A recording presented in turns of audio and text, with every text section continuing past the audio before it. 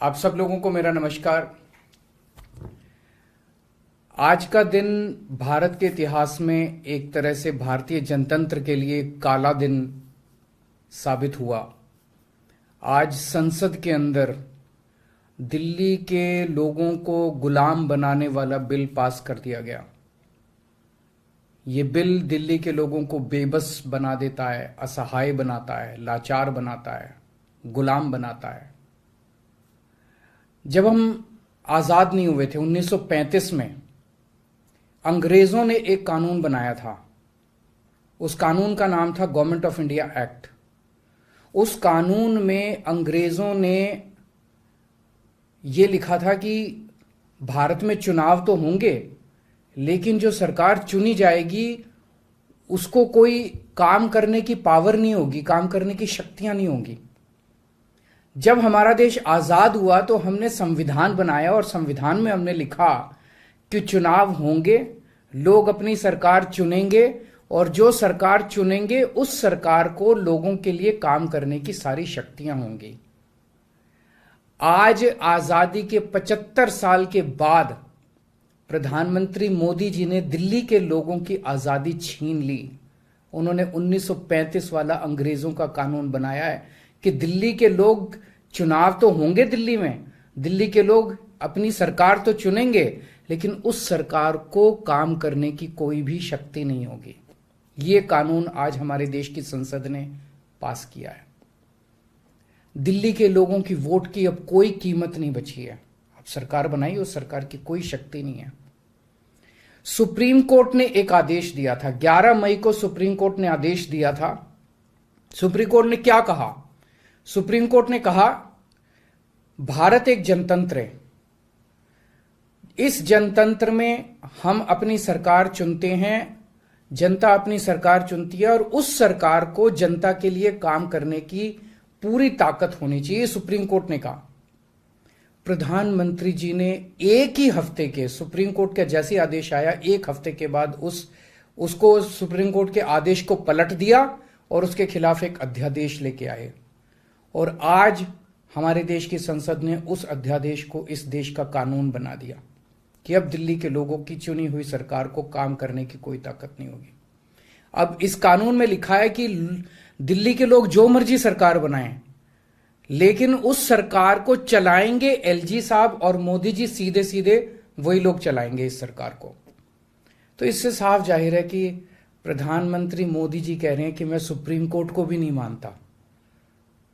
जिस देश के प्रधानमंत्री उस देश की सर्वोच्च अदालत को नहीं मानते, उस देश का क्या भविष्य हो सकता है? सीधे सीधे वो कह रहे हैं सुप्रीम कोर्ट जो मर्जी आदेश पास करे, अगर मुझे सुप्रीम कोर्ट का आदेश पसंद नहीं आया तो मैं उसके खिलाफ कानून बना के सुप्रीम कोर्ट के आदेश को पलट दूंगा।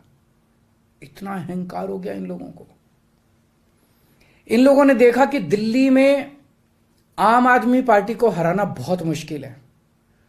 पिछले 4 चुनाव सीधे सीधे 2013 में, 2015 में, 2020 में और उसके बाद एमसीडी का चुनाव, सीधे सीधे 4 चुनाव बीजेपी आम आदमी पार्टी से दिल्ली में हार गई। दिल्ली के अंदर 25 साल से ज्यादा हो गए अब बीजेपी की सरकार नहीं बनी है। 25 साल से इनको वनवास दिल्ली के लोगों ने दिया हुआ है। तो इनको लगा कि आम आदमी पार्टी को हराना मुश्किल है, तो इन्होंने चोर दरवाजे से, पीछे से चोर दरवाजे से इन्होंने दिल्ली की सत्ता को हथियाने की कोशिश की है। दिल्ली के लोगों ने एक बार आम आदमी पार्टी को 70 में से 67 सीट दी और 3 सीट बीजेपी को दी। दूसरी बार 70 में से 62 सीट दी और 8 सीट बीजेपी को दी। तो एक तरह से दिल्ली की जनता ने चिल्ला चिल्ला के बीजेपी को कहा है कि दिल्ली के अंदर दखलंदाजी मत करना। प्रधानमंत्री जी को साफ साफ शब्दों में दिल्ली के लोगों ने कहा, 7 सीट उनको नेशनल चुनाव में 7 सीट दी और दिल्ली के चुनाव में 3 सीट दी। तो मोदी जी को साफ साफ दिल्ली की जनता ने कहा कि दिल्ली के काम में दखलंदाजी मत करना, आप देश संभालो। लेकिन मोदी जी कहते हैं मैं जनता की बात नहीं मानता। इतना अहंकार हो गया। ना जनता को की बात मानते, ना सुप्रीम कोर्ट की बात मानते। और आपको पता है इस कानून में क्या लिखा है, जो कानून आज पास किया है? इस कानून में लिखा है कि दिल्ली के ऊपर से नीचे A category, B category, C category, D category, जितने दिल्ली सरकार के कर्मचारी हैं, उन सारे कर्मचारियों को के बारे में सारी पॉलिसी केंद्र सरकार बनाएगी। उनकी ट्रांसफर पॉलिसी, कौन अधिकारी, कौन चपरासी क्या काम करेगा, ये देश के प्रधानमंत्री बैठ के दिल्ली सरकार का कौन सा चपरासी क्या काम करेगा, कौन सा चपरासी फाइल उठाएगा, कौन सा चपरासी चाय पिलाएगा, कौन सा चपरासी खाना, ये काम रहेगा प्रधानमंत्री जी को। इसके लिए प्रधानमंत्री बनाया था देश का कि आप दिल्ली के चपरासियों की ट्रांसफर पॉलिसी बनाओगे बैठ के प्रधानमंत्री बनके। आप केंद्र चलाओ ना, आप दिल्ली के अंदर क्यों दखल अंदाजी कर रहे हो? आपको क्या लगता है ऐसा क्यों कर रहे हैं? वो ऐसा इसलिए कर रहे हैं क्योंकि पिछले 7-8 साल में बिना किसी पावर के भी हम लोगों ने जो काम किए हैं, हमने इतने शानदार स्कूल बनाए, इतने शानदार अस्पताल बनाए, 24 घंटे बिजली कर दी, बिजली फ्री कर दी, पानी घर घर पहुंचा रहे हैं, सड़कें बनाई, इतने सारे काम हम लोगों ने कर दिए। इनसे वो काम नहीं हो रहे।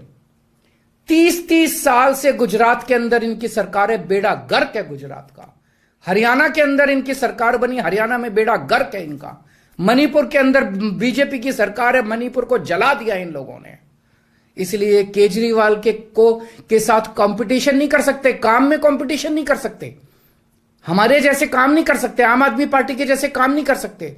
इसलिए केजरीवाल को काम करने से रोको, किसी भी तरह से केजरीवाल को काम करने से रोको, बस ये इनका मकसद है। मैं सुन रहा था अमित शाह जी को, वहां पे संसद में भाषण दे रहे थे, कहते हैं झगड़ते बहुत हैं ये लोग, झगड़ते बहुत हैं ये लोग। मैं स्कूल बनाता हूं, ये मेरे को स्कूल नहीं बना देते। फिर मैं जब इनसे कहता हूं मेरे को स्कूल बना देने दो, तो कहते हैं झगड़ता बहुत है केजरीवाल। मैं मोहल्ला क्लिनिक बनाता हूं, मेरे मोहल्ला क्लिनिक तोड़वा दिए इन लोगों ने। फिर कहते हैं केजरीवाल झगड़ता बहुत है। मैं इनको कहता हूं मेरे को मोहल्ला क्लिनिक बनाने दो। मैं अस्पताल में दवाइयां फ्री करता हूं, कहते हैं दवाइयां फ्री क्यों करता है। मैं बिजली फ्री करता हूं, कहते हैं केजरीवाल फ्री भी दे रहा है, फ्री की रेवड़ियां दे रहा है, कहते हैं झगड़ते बहुत हैं। मैं जो भी करता हूं, चाहे झगड़ता हूं चाहे जो भी करता हूं, दिल्ली के लोगों को पसंद हूं। इसीलिए 3 बार 4 बार दिल्ली के लोगों ने मेरे को, जो भी कर रहा हूं ठीक ही कर रहा हूं, तभी 4 बार लोगों ने हमें वोट दिया। और होम मिनिस्टर अमित शाह जी क्या कहते हैं, मैंने सुना उनको संसद में, हमारे पास पावर है, संविधान ने हमें पावर दी है कानून पास करने की, हमारे पास पावर है, हमें सुप्रीम कोर्ट ने पावर दिया है ये कानून पास करने की। अरे आपको पावर दी है जनता की सेवा करने की, जनता के ऊपर अत्याचार करने के लिए पावर नहीं दी आपको। इतना घमंड मत कीजिए अमित शाह जी। आपको पावर दी गई है ताकि आप विकास करें देश का, आपको पावर दी गई है ताकि आप देश के लोगों को शक्तिशाली बनाएं। आपको पावर इसलिए नहीं दी गई है कि आप देश के लोगों को लाचार बना दें और उनके वोट का अधिकार छीन लें। ये जो आप पावर पावर पावर पावर कर रहे हो, ये पावर आपको जनता की सेवा करने के लिए दी गई है।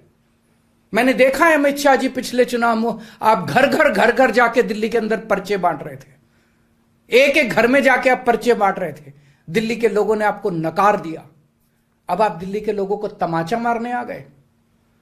केजरीवाल से नफरत करते करते इस नफरत में इतने अंधे हो गए कि आपने दिल्ली के लोगों के ऊपर अत्याचार करना चालू कर दिया। और मैं प्रधानमंत्री जी को याद दिलाना चाहता हूं, 2014 के चुनाव में प्रधानमंत्री जी आप खुद आए थे दिल्ली, आपका भाषण उठा के देखिए। आपने दिल्ली की जनता को प्रॉमिस किया था कि मेरे को प्रधानमंत्री बना दो, मैं अब दिल्ली को पूर्ण राज्य बनाऊंगा। उसके पहले, हर चुनाव के पहले भारतीय जनता पार्टी ने आंदोलन किए हैं दिल्ली के अंदर दिल्ली को पूर्ण राज्य बनाने के लिए। और आज आप लोगों ने दिल्ली के लोगों की पीठ में छुरा घोंप दिया, अपनी वादे से मुकर गए। अगर आप ऐसे करोगे फिर प्रधानमंत्री पे कौन यकीन करेगा? आपने खुद बोला था 2014 में कि मैं फुल स्टेटहुड बनाऊंगा, फिर कौन जनता आपके ऊपर यकीन करेगी? 2015 में आपने मेरी शक्तियां छीनी दिल्ली सरकार की, जैसी हमारी सरकार बनी आपने हमारी शक्तियां छीन ली नोटिफिकेशन जारी करके। फिर भी बिना शक्तियों के हमने काम किया और दिल्ली की जनता ने मेरे को 2020 में 62 सीट दे के दिल्ली की जनता ने आम आदमी पार्टी की सरकार बनाई। क्यों? क्योंकि मैं दिल्ली का बेटा हूं और आप दिल्ली के नेता बनना चाहते हो।